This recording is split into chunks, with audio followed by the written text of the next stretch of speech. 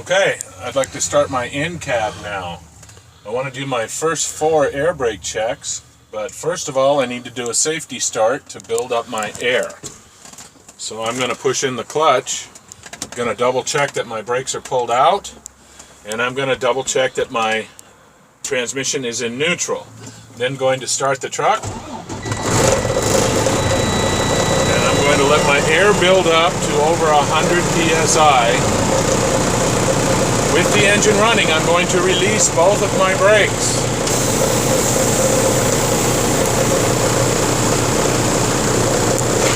At this time, I'm going to let it build up to over 100 psi before I turn it off.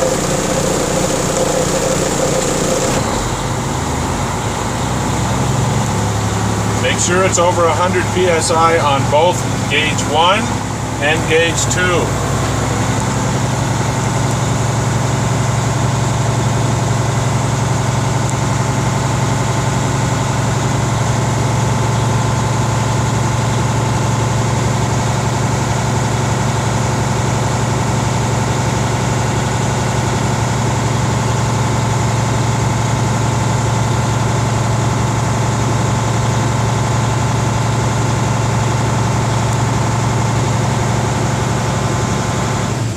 Okay, we're at over 100 psi on both gauges. I'm now going to turn off the engine, put the transmission in gear to hold the truck, and I'm going to turn my key back to the on position. Alright, my first test is going to be my air leakage test. I should lose no more than 4 psi in 1 minute for a combination vehicle. In order to do this, I'm going to push on my service brake and make sure I push down hard to over 60 psi on my foot pressure gauge. Then I'm going to read my gauges. My gauge 1 is at 95, my gauge 2 is at 95. I'm going to start my time now. I have to wait for a total of 60 seconds.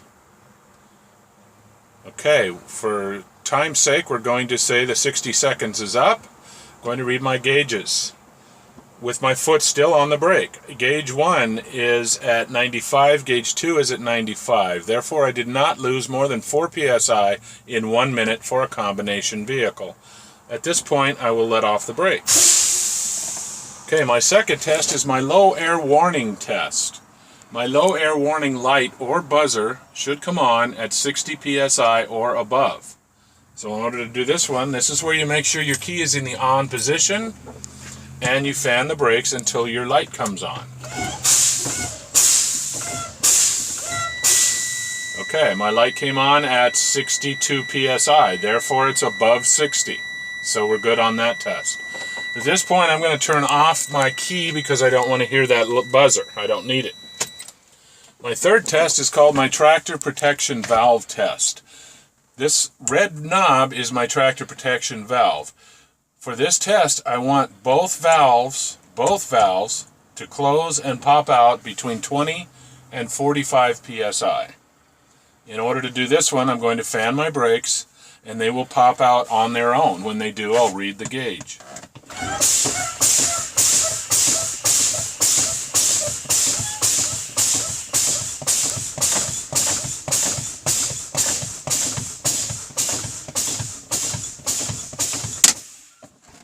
Okay, they both popped out at 20 psi, therefore it's between 20 and 45 psi. Notice how they both popped out, very important. Okay, so my fourth test is called my air governor cutout test. My air governor should cut out between 120 and 140 psi. So in order to do this one, I'm going to do a safety start. So, to do a safety start, I'm going to clutch it, take it out of gear. I'm going to double check both brakes, make sure they're pulled out. Then I'm going to start my engine. At this point I will talk about my ABS light. It comes on and goes off properly. And then I'll slowly release my clutch. You want to talk about your ABS light as soon as you do your safety start. Okay. So from there, you can pretty much do it however you want, but we're going to do it in this manner. First thing I'm going to check is my gauges. My oil pressure gauge is at 60 psi. My water temperature is at 100 degrees and rising to proper operating level. My voltmeter is at 13.5, and my number 1 and number 2 air gauges are currently rising. Next, I'm going to do my signal indicator lights on the inside.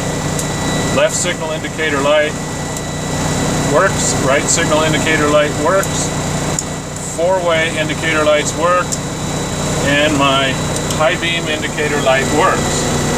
So we're good on those. From there, I'm going to skip over to my windshield.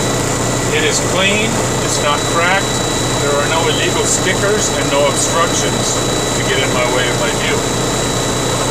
From there, my wipers are securely mounted. They are making good contact with the windshield.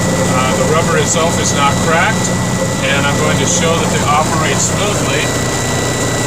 And then I will show that my washers, my windshield washers work, which they do.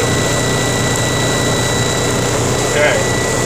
From there, I'm going to skip over to my mirrors. My mirrors are securely mounted.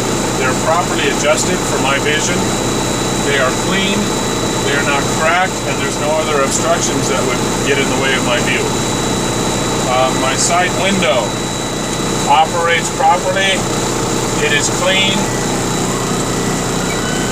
not cracked, and there's no obstructions that would get in the way of my view. My horn works properly. My heater defroster, flip it to heat. That works properly. Then we flip it over to defrost, and that works properly.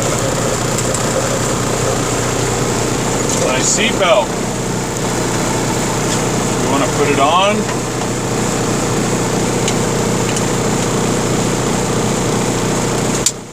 It securely fastens, it adjusts properly, it is not ripped, torn, or frayed, and the assembly is securely mounted to the seat. From there, I'm going to go to my emergency equipment. I have a fire extinguisher to the left of me on the floor, which is securely mounted, fully charged, at least a BC10 rated fire extinguisher. Underneath the bunk, behind me, I have 3 reflective triangles. And in the glove compartment, I have spare fuses. So that's done. Now, while I'm waiting, I'm going to go over everything and make sure I got it all. I'm waiting for my air governor to cut out.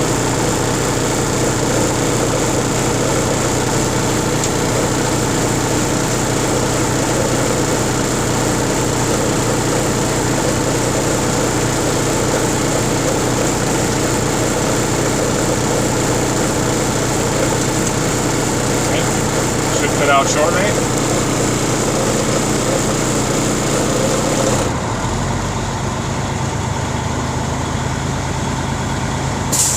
Okay, that sound you heard was the air governor cutout.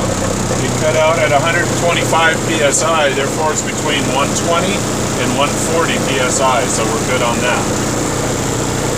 My final tests are going to be my final 3 brake checks. My first brake check, I'm going to check my trailer emergency brake. To check your trailer emergency brake, you have to push in your parking brake. Clutch it, put it in gear, and you just slowly let out the clutch and tug on it. Okay? That's good. Now I'm going to check my tractor parking brake. That means I pull out my tractor parking brake and I push in my trailer emergency brake. So I'm checking the brake on the tractor. Same thing, I tug on it. And it's good. Now I will check my main brake, which is my service brake.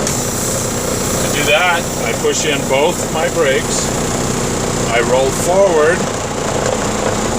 just a little bit, clutch, and stop with the service brake, and that works. At this point, I take it and put it in neutral, set both brakes, turn off my lights, and I shut the engine off. Now, at this point, we're done with the inside, and it's time to go outside.